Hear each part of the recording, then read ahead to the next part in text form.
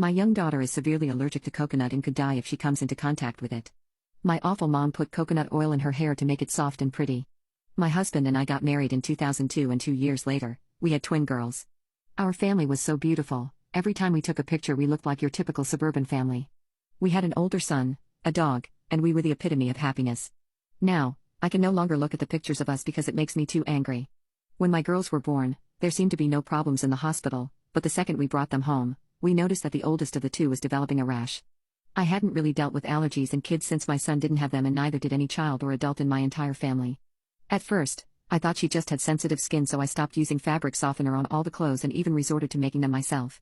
We went to the doctor several times, and they knew that she was having an allergic reaction to something, but every test came back negative and we couldn't figure out what it was. Her allergic reactions only got more severe as time went by, and it took 6 months to figure it out. We had to break our routine to get to the bottom of this. Our son and other daughter went to live with his parents, we stopped using our soap, our shampoo, our deodorants, our laundry detergents, and that was before we even got to our diet. And it turned out that she was allergic to coconut. We were so relieved that we finally knew the cause, but it was also hilarious that she was allergic to coconut of all things. That's because I come from a culture that uses coconut almost religiously. It's in our cooking, we break a coconut open at religious events, it's used in almost all sweets, it's in everything. The reason I find it hilarious was because of how much I hated one particular use for coconut. When I was a kid, pretty much up until I was in the 8th class, my mother would put coconut oil in my hair all the time. It looked greasy as hell, I hated it, and once I was old enough to start doing my own hair, I never put that stuff in my hair again. So of course I had a daughter with a severe allergy to the one thing I hated my entire life. We had a lot of fun telling people about her allergy, and everyone laughed because they all knew about my hatred for coconut oil. We told my mother and she laughed as well. She made jokes about how my baby must have heard me talking about my hatred for coconut oil while she was still cooking inside me and decided that she needed to hate it too. We all had a good laugh and left it at that. Or so I thought. My mother and I have always had a strained relationship. We got along well enough, but we disagree vehemently on certain topics. She wanted a traditional daughter who would be religious, get her Mrs. degree, marry a man that she and my father picked out, have 2 kids, a house in the suburbs near her, and be a stay-at-home mom like her. I'm not religious in the slightest. I got 2 undergraduate degrees, went on to get a master's, and a PhD, didn't get married until 27, and I married a man who was the polar opposite of what my parents wanted. She was very proud of me and loved to talk about my accomplishments, but I could always tell that she wished I was something else. We have a fair amount of safe topics that we can talk about, but I could never discuss anything too serious with her, such as politics or my career. The only thing she continually got on my case about was the coconut oil thing, because my daughters have very textured and curly hair. We don't really know where they got it from, considering my husband and I have pin straight hair that won't even hold a paperclip in it without slipping. But I loved it either way. It was a little on the rough side, and my mother always insisted that a little bit of oil would make the curls soft and more defined. I always said no. Sure, we could have used a different type of oil, but my girls were still so young and the allergy process had made me terrified of incorporating new things into their routine. I made sure I explained why to my mom too, since she was there every step of the way when we were trying to figure out my daughter's allergy. She brought me food and clothes at the hospital more than a few times and taught me how to cook from scratch when I was eliminating certain foods from the kids' diet. To this day I cannot understand how she did what happened next. My young daughter is severely allergic to coconut and could die if she comes into contact with it. My awful mom put coconut oil in her hair to make it soft and pretty. My oldest daughter, who's only 1 year old, has a severe allergy to coconut, and everybody knows this. One day, I let my mom babysit at her house as a last resort.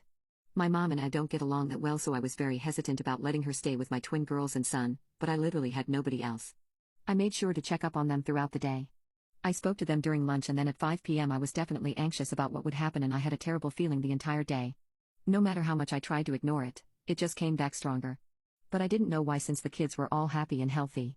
At 10 p.m., I arrived home and called my mom to see if the kids were up by any chance and I could say goodnight. I missed the kids by about 20 minutes, they'd already gone to bed. My mom was also heading to bed, so I hung up. The next morning, my husband and I were going to pick up the kids at my mom's house and then head to breakfast together. But when we got there, my parents weren't there, and for some reason, my son was at the neighbor's house. There was nothing normal about my son that day. He was hysterical and crying, and I couldn't calm him down. I was honestly terrified, my blood pressure was rising, and I knew this had to do with the bad feeling I had the day before. I was just thinking that something horrible had happened to my parents. My neighbors didn't know what was going on, but an ambulance did arrive at my parents' house, and my dad left my son with the neighbors. I started calling my parents nonstop, and I'm getting frantic with every ring and every voicemail. My son was still crying, but he was able to calm down enough to tell us which hospital the ambulance was at. When we got to the hospital, a few nurses took notice of us immediately and were asking us, What was wrong? I explained that I didn't know, but my twin girls and my parents were here somewhere. I'll never forget the look on that nurse's face. She knew exactly who I was at that moment and she was about to cry. My heart had never raced quicker and I could hear my blood pumping in my ears. I knew deep down that whatever news I received, it wasn't going to be good. A nurse took us to an empty room where a doctor explained to us what happened. My mother had put coconut oil in both my daughter's hair the previous day before bed. The girls loved it when my mom did their hair, so they had asked for braids. She put coconut oil in both their hair because it would make for smoother braids.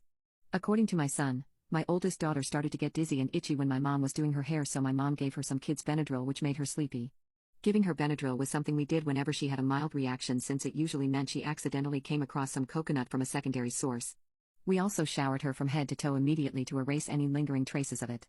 My mother simply gave her some Benadryl, kept the coconut oil in her hair, and put her to sleep. The Benadryl made her sleepy and unable to wake up or be conscious enough to wake up her brother or cry. She vomited in her sleep and the rash spread all over.